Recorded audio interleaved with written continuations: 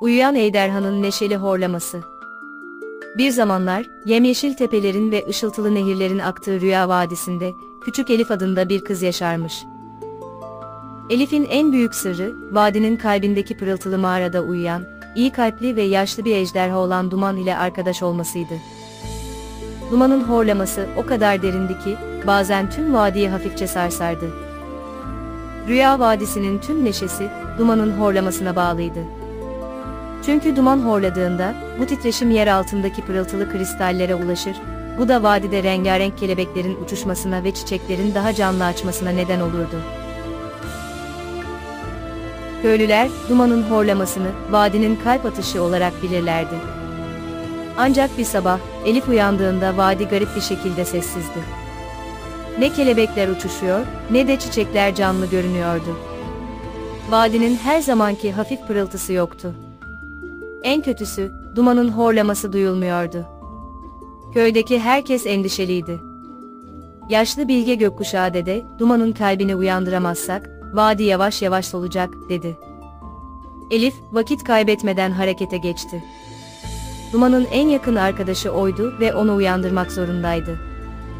Yanına, Duman'ın en sevdiği yiyecek olan bal renkli elmalardan bir sepet alarak pırıltılı mağaraya doğru yola çıktı. Mağaraya vardığında, Duman devasa vücuduyla kıvrılmış, sanki hiç uyanmayacakmış gibi uyuyordu. Elif, ona seslendi ama ejderha tepki vermedi. Duman'ın horlamasının neden durduğunu düşündü. Belki de uykusu sırasında neşesini kaybetmişti. Elif, aklına gelen fikirle gülümsedi. Duman'ın kocaman kulağına doğru eğildi ve fısıltıyla en sevdiği tekerlemeyi söylemeye başladı. Pırıl pırıl yıldızlar, uykulu bulutlar, Duman'ın rüyasında uçuşan kuşlar. Sesine tüm sevgisini kattı. Tekerleme bittiğinde, Duman hafifçe titredi. Elif, ardından bal renkli elmalardan birini nazikçe Duman'ın burnuna koydu. Elmaların tatlı kokusu ve Elif'in sesi birleşince, Duman'ın altın rengi gözleri yavaşça aralandı. Ejderha, yıllardır uyuduğu için neşesini kaybettiğini fark etti. Elif, gülümseyerek Duman'ın başını okşadı. "Seni özledik Duman. Vadinin senin neşene ihtiyacı var."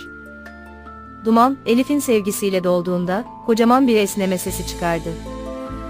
Ve o anda, en neşeli horlamasını yaptı. Horlama, tüm Rüya Vadisi'ni sarstı. Yer altındaki kristaller ışıldadı, rengarenk kelebekler dans etmeye başladı ve çiçekler anında canlandı. Vadinin pırıltısı geri gelmişti. Köylüler, Duman'ın horlamasını duyduğunda sevinçle dışarı fırladılar. Elif, Rüya Vadisi'nin küçük kahramanı olmuştu. O günden sonra Elif, Duman'ın arada sırada neşesini kaybettiğinde onu tekerlemeler ve bal elmalarla uyandırmayı hiç unutmadı. Ve Rüya Vadisi, Duman'ın neşeli horlaması ve Elif'in sevgisi sayesinde sonsuza dek mutlu ve pırıltılı yaşamaya devam etti.